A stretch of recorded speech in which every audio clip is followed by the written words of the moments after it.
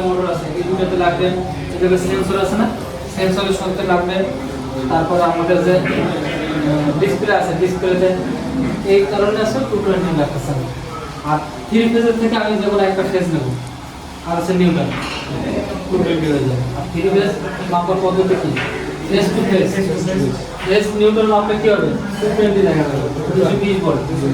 Phase যদি আর Newton যদি মাপি আমি পাবো 220।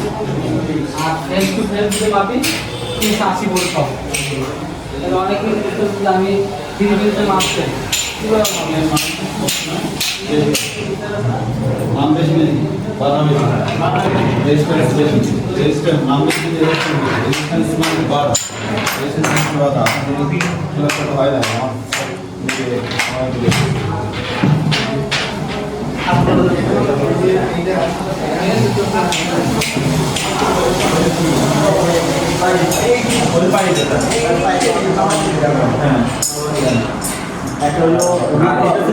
পিস্টন রড, এটাকে বলে পিস্টন রড।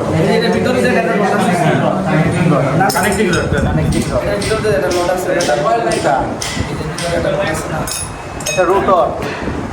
এটা রোটর, রোটর হলো কানেক্টিং কয়েলে কাট দিল, কাটাটা লেগে কেমনে কাটবে? মানে শর্টিং করা যায়। এটা হলো আপনার